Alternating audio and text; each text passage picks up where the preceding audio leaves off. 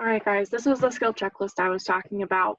You will receive a PDF of your athlete's abilities at some point in the near future.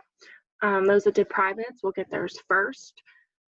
Everyone else, you'll either have to schedule an eval with me to kind of see where they're at, or we'll just wait till you're back in the gym and I'll go ahead and record it.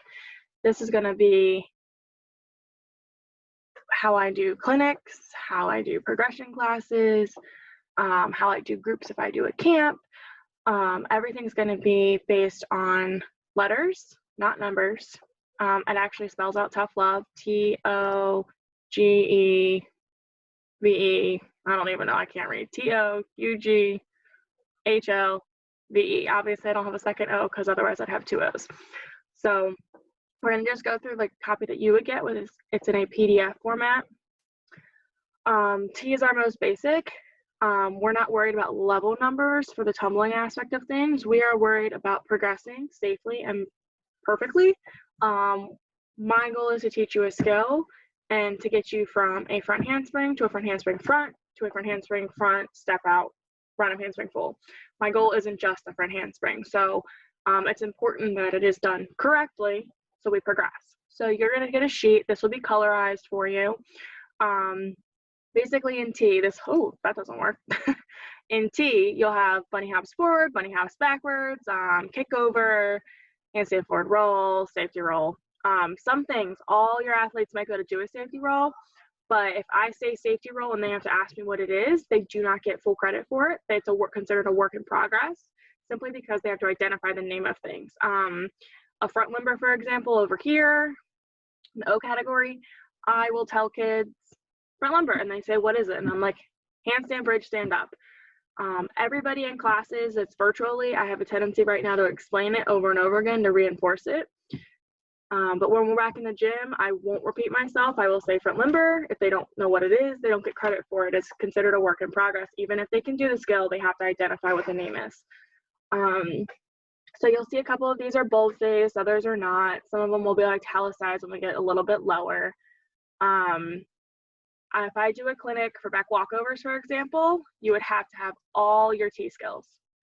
If I do a back handspring clinic, you would have to have all your T and O skills in order to participate in the back handspring clinic. Some of them, of course, I make exceptions for where it's like you have to have like 95% of your skills. So just because you can't do a back limber, if you notice it's not bold-faced, just because you can't do a back limber does not mean you won't be allowed in a back handspring clinic. But obviously all these other things are super important. If it's in boldface, it's absolutely important. There is like non-negotiable right there, then and said. Jackrabbits you'll see throughout, they're very important based on the speed. When you're a little one, slow is fine, and we want to speed it up as we progress. Again, not level based, doing it letter based. So your kid might have all of T and O filled, and that's great because then they can move on to like U and G. Just because you're working O skills doesn't mean there's not some over in U and G you might be able to work. You'll see that yellow means allowed to work. So when I send you your copy, you'll see all of this say teal. Teal means you acquire the skill to the point of almost, you can do it 10 out of 10 times, but you're still working on like straight legs and pointed toes. That's great. And all of this is purple, for example, over an O. That's a work in progress. So we're all working on that. Just because this is teal and this is purple, you would be placed in a T and O class. However, we would still work the upgraded skills where we have a back walkover starting with our leg up. We work front walkovers with our leg up, and we work front handsprings. Like we still work on the progression aspect of things that gets you to you.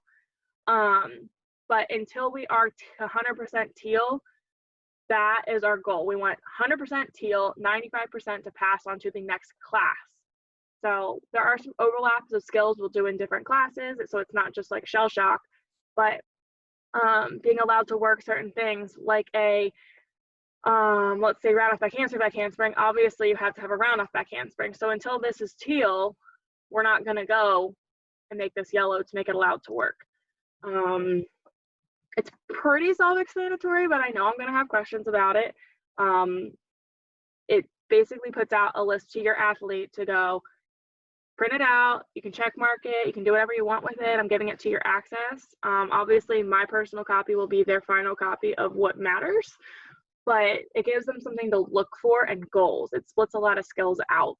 When we go to do like back tucks, for example, and side aerials, there's so many different combinations of back tucks. You'll see tuck all throughout here. There's round off tuck, round off handspring tuck, round off handspring, handspring tuck, standing tuck, cartwheel tuck, back walkover tuck. And all of that comes all the way back to this skill right here, a backward roll. A backward roll is super important. We also have backward roll to push up, backward roll to handstand. We will have a back extension with straight arms. Again, this is not a bold-faced requirement. However, it is a great skill to have because it helps your tumbling and your shoulder strength. It all connects throughout. So our goal from this skill here, from a backward roll all the way in T, is to get us all the way into the G, H, and L's when we're doing all these back tucks. So it is important to not skip it. It is important to practice it. So your athlete that's working G skills over here, oh gosh, I cannot highlight this. Your G skills over here, their basics are dependent on T, O, and U. So when they're warming up to practice, I expect them, I will call out all of T, all of O, and all of U. Not necessarily every day, I'll mix and match it, but that will be expected to be. Everyone knows my rule, basics I do not spot. Basic tumbling is basics to the athlete, not to me. All right, guys, I wanted to give a quick little live demo of it. So I'm just kind of going to think of an athlete in my head and go with it. This is the Excel spreadsheet version. So it's my TO, U, GH. If you go to the right, we got HL, VE.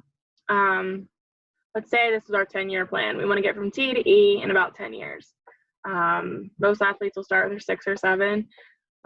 It's easier to learn when you're younger. So you guys are lucky if you're like 5, 6, 7.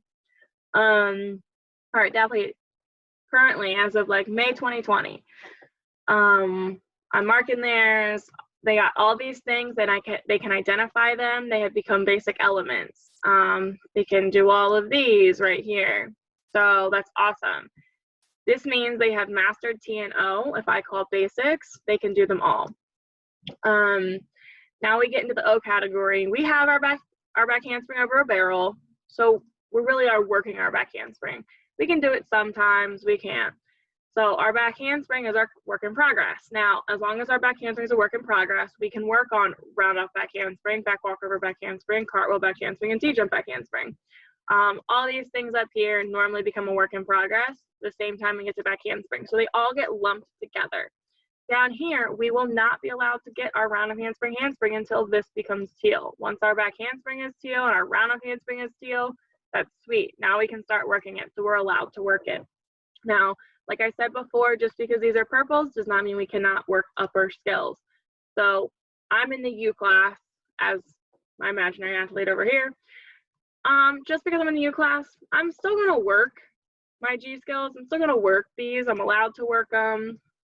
I'm still gonna work on these skills. So I'm gonna call them a work in progress.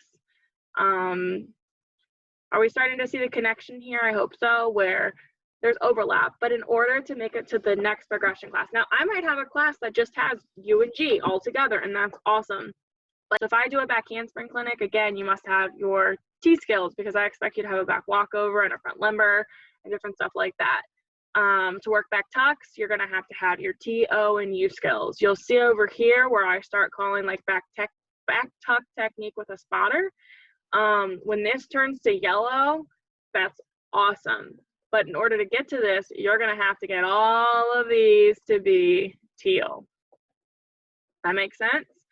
All these things start to become teal before we get into the G's 100% of the time. You cannot do a round off handspring tuck without an awesome round off handspring set, a round off handspring. Some of the athletes know, I say, great, you wanna work round off handspring tucks? I'm for it. Where's your round off 5 back handsprings? This must be existing in order to work round off handspring tucks because you have to prove you have power. But yeah, so this is my example athlete right here. So they're kicking butt, they're getting through, and we're working on our G skills, okay? So again, hopefully that was helpful, and I'll get ready for a Q&A later. See you guys.